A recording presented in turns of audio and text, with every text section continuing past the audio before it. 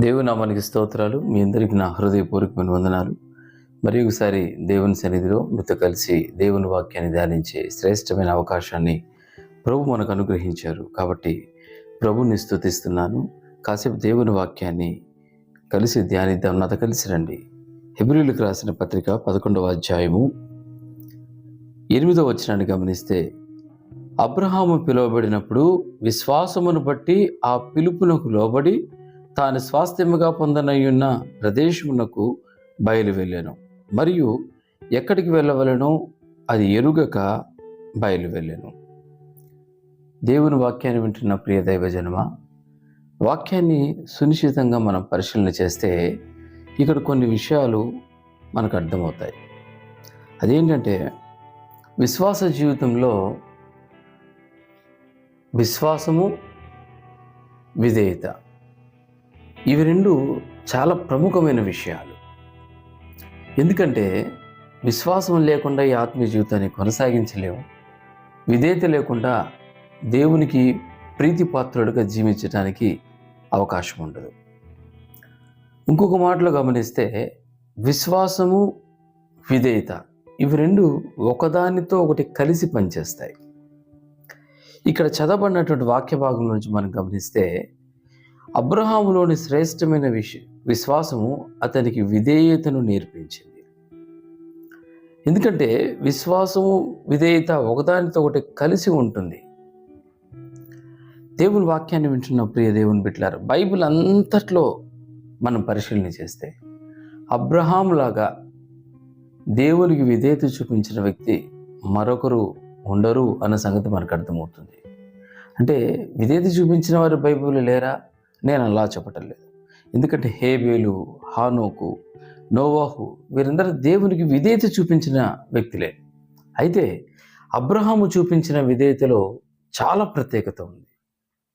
తాను చూపించిన 2 సందర్భాలను మనం జ్ఞాపకం చేసుకుంటే, అబ్రహాము పిలువబడినప్పుడు విశ్వాసమును బట్టి తాను బయలుదేరి వెళ్ళాడట. అయితే తాను ఎక్కడికి వెళ్ళవలనో ఎరుగకయే బయలుదేరి వెళ్ళాడట.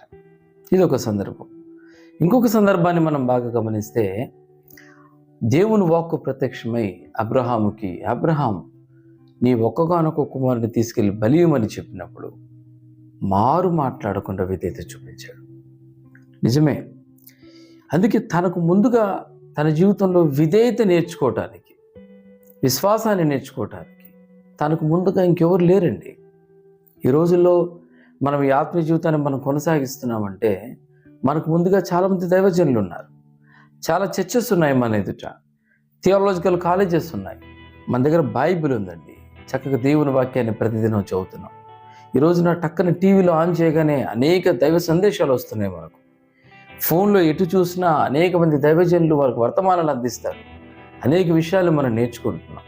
కానీ అబ్రహాము జీవితంలో గమనిస్తే, అబ్రహాముకు ముందుగా అబ్రహాము జీవితాన్ని గైడ్ చేయడానికి, విధేయతను నేర్పించడానికి, విశ్వాసాన్ని నేర్పించడానికి అబ్రహాముకి ఎవరు లేరు. నిజమేనండి. అలాంటి పరిస్థితిలో అబ్రహాము విధేయత చూపించినట్టుగా దేవుని వాక్యం చెబుతుంది. ప్రియ దేవుని బిడ్డలారా, ఆదికాండము 12వ అధ్యాయం 4వ వచనంలో గమనిస్తే, హారాను నుండి బయలుదేరి వెళ్ళినప్పుడు అబ్రహాము వయసు 75 సంవత్సరాలు. ఈ మాటను నేను ఎందుకు ఉదహరిస్తున్నానంటే, విధేయత చూపించడానికి మనకు కొన్ని ఫిజికల్ సర్కమ్స్టెన్సెస్ కూడా కొన్ని ఇంపాక్ట్ చూపిస్తాయి. నిజమే. అప్పుడు అబ్రహాం వయసు ఎంత అనంటే 75 సంవత్సరాలు. 12వ అధ్యాయంలో మనం గమనిస్తే, ఆదికాండం 12వ అధ్యాయంలో గమనిస్తే కొన్ని విషయాలు నేను మీకు చూపిస్తాను.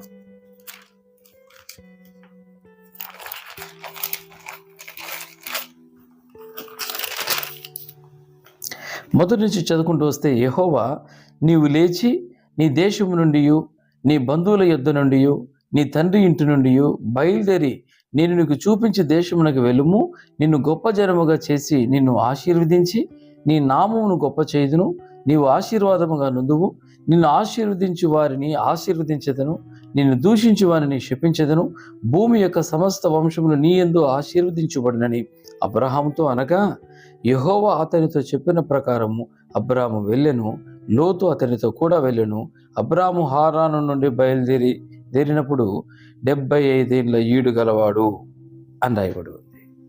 నిజమేనండి. నేను ఎందుకు ఈ మాటలను చూపించానంటే, అబ్రహాం వయసు 75 సంవత్సరాల్లో 75 సంవత్సరాలుగా తాను ఉంటున్న ప్రదేశంలో పుట్టి పెరిగాడు.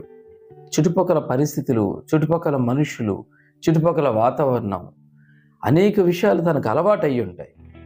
ఇలాంటి పరిస్థితుల్లో నుంచి ఎక్కడికి వెళ్ళాలో తెలియని ప్రాంతానికి, అసలు వాస్తవానికి అక్కడికి వెళ్తే తను దీవించబడతానో లేదో తెలియని పరిస్థితిలో అబ్రహాం బయలుదేరి వెళ్ళాడట.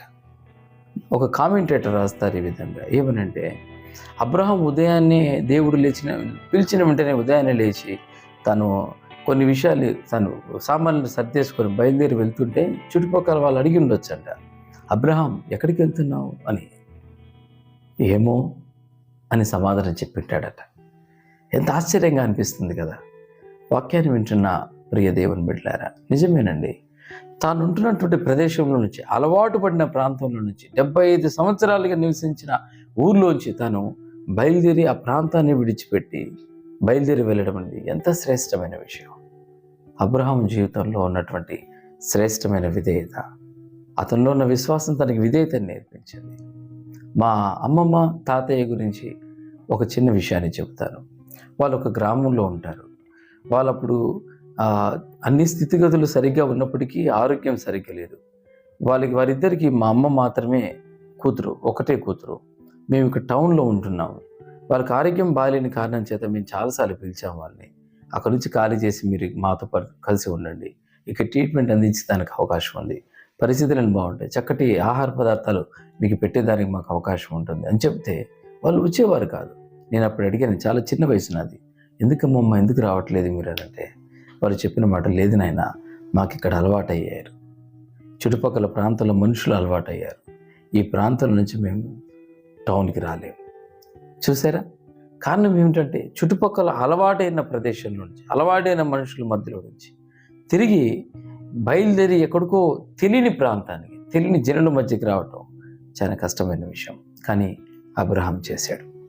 వాక్యాన్ని వింటున్న ప్రియ దేవుని బిడ్డలారా, అబ్రహాం యొక్క విధేయత వల్ల కలిగినటువంటి ఫలితాలు ఒకసారి ఆలోచన చేస్తే, రోమీయులకు రాసిన పత్రిక 11వ అధ్యాయము 4వ అధ్యాయము 11, 12 వచనాన్ని మనం గమనించవచ్చు. రోమన్స్ 4వ అధ్యాయము, మరియు సున్నతి లేని వారైనను నమ్మిన వారికి అందరికీ అతడు తండ్రి అగుట వలన వారికి నీతి ఆరోపించుటకై అతడు సున్నతి పొందక మునుపు తనకు కలిగిన విశ్వాసం వలననైనా నీతికి ముద్రగా సున్నతి అను గురుతు పొందెను. చూసారా, అబ్రహాము విధేయత చూపించడం వల్ల కలిగిన ఫలాలు ఏమిటి అంటే, మొదటిది, తాను నమ్మిన వారందరికీ అబ్రహాము తండ్రి అయ్యాడటండి. దేవుని వాక్యాన్ని వింటున్న ప్రియ దేవుని పిల్లలు, ఎంత గొప్ప అనుభవం కదా ఇది.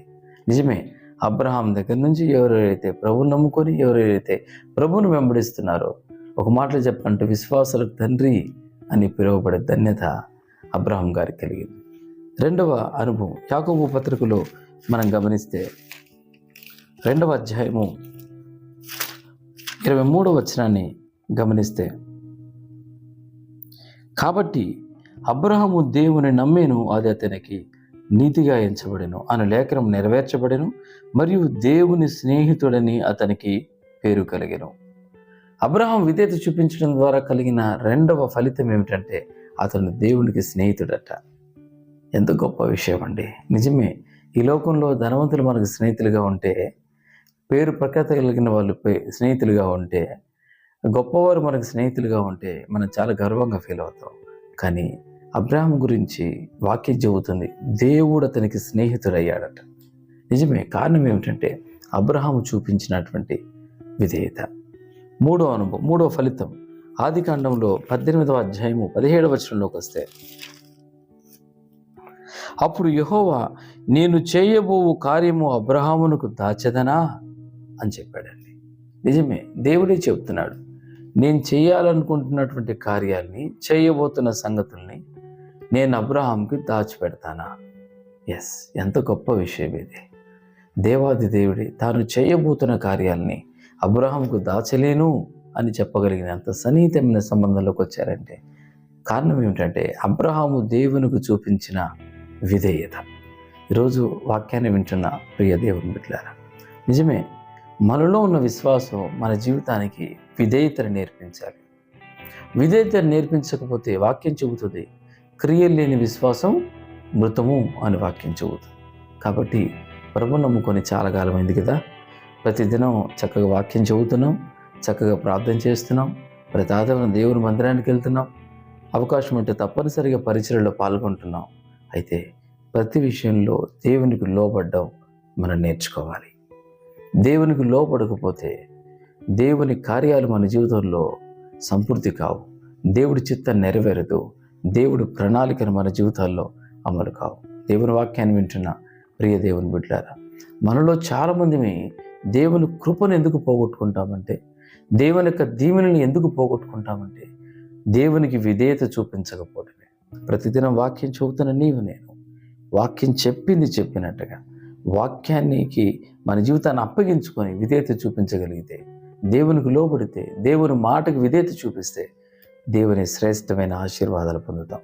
ఈ రోజు నుంచైనా ఒకసారి ఆలోచించి, ఎక్కడ మనం అవిధేయత చూపిస్తున్నాం, ఎక్కడ దేవునికి దూరం అయిపోతున్నాం, ఎక్కడ దేవుని మాటను తృణీకరిస్తున్నాం, ఎక్కడ దేవుడి చిత్తానికి లోబడకుండా వేరైపోతున్నాం, అక్కడ ఆగి పరిశీలించుకోగలిగితే, దేవుని సన్నిధిలో పశ్చాత్తాపడితే, ప్రభా ఇక మీదటి నేను అన్ని విషయాలు నేను మీకు విధేయత చూపిస్తాను, నా పర్సనల్ లైఫ్లోను, నా కుటుంబ జీవితంలోను, నా ఉద్యోగంలోను, వ్యాపారంలోను, చేస్తున్న పరిచర్యలోను, అన్ని విషయాల్లో ప్రభా మీకు విధేయత చూపిస్తానని ఒక తీర్మానం చేసుకుంటే నిశ్చయముగా దేవుడు ఈ ఉదయం నుంచి నీ జీవితంలో కార్యాలు ప్రారంభించబోతున్నాడు. ఆ విధంగా లోబడినట్లుగా ఒక చిన్న తీర్మానం చేసుకుందాం, ప్రార్థన చేద్దాం. తలలు వంచండి. పరిశుద్ధుడా, ప్రేమ స్వరూపి, జీవాధిపతి, మీకు వందనాలు చెల్లిస్తున్నాను. అయ్యా, ఈ రోజున అబ్రహాము జీవితాన్ని మా మధ్యలోకి తీసుకొచ్చి విశ్వాసము మరియు విధేయతను మాకు అర్థమయ్యేలా బోధించారు. నిజమే, అబ్రహాములో ఉన్న విశ్వాసం అబ్రహాం గారికి విధేయతను నేర్పించిందని మేము విన్నాం ప్రభా. తాను అయ్యా మీరు పిలిచినప్పుడు తాను ఎక్కడికి వెళ్ళవలనో ఎరుగకనే బయలుదేరి వెళ్ళాడట. అలాగే మీరు చెప్పినప్పుడు వెంటనే తన ఒక్కగానొక్క కుమారుని బలి అర్పించడానికి సిద్ధమయ్యాడట. ఎంత గొప్ప విషయం. నిజమే ప్రభా, తనలో ఉన్న శ్రేష్టమైన ఈ విధేయత తన జీవితాన్ని అయ్యా విశ్వాసాలకు తండ్రి అయ్యే అనుభవంలోనికి నడిపించింది. నిజమే, మీ చేత అబ్రహాము నా స్నేహితుడని చెప్పే సాక్ష్యంలోకి నడిపించింది. అలాగే ప్రభా, గొప్ప శ్రేష్టమైన దీవెనలు పొందుకునేటట్టుగా చేశారు. నిజమే, ఈ రోజున మేము కూడా అలాగన ప్రతి విషయంలో మీకు లోబడే మనసు మాకు దయచేయండి. తద్వారా మీరు ఇచ్చే శ్రేష్టమైన ఆశీర్వాదాలని, కృపను పొందుకునే భాగ్యాన్ని మాకు దయచేయమని ప్రార్థిస్తున్నాను. ఈ వాక్యాన్ని వింటూ ఎవరైతే ప్రార్థనలో ఉంటున్నారో ప్రభా, వారిని జ్ఞాపకం చేసుకోండి. వారి జీవితంలో ఈ సమయంలో ఉన్న ప్రతి సమస్యల్లో నుంచి మీరు విడుదల కలిగించమని ప్రార్థిస్తున్నాం. ఏ ఇబ్బందులతో మీ ప్రజలు ఈ వాక్యాన్ని వింటూ ప్రార్థనలో ఏకీభవిస్తున్నారు, ఆయా ఇబ్బందుల నుంచి ప్రత్యేకమైన విడుదల మీరు అనుగ్రహించమని, మీ నామానికి మహిమ తెచ్చుకోమని యేసు నామములో అడుగుచున్నాం తండ్రి. ఆమేన్. Praise the lord.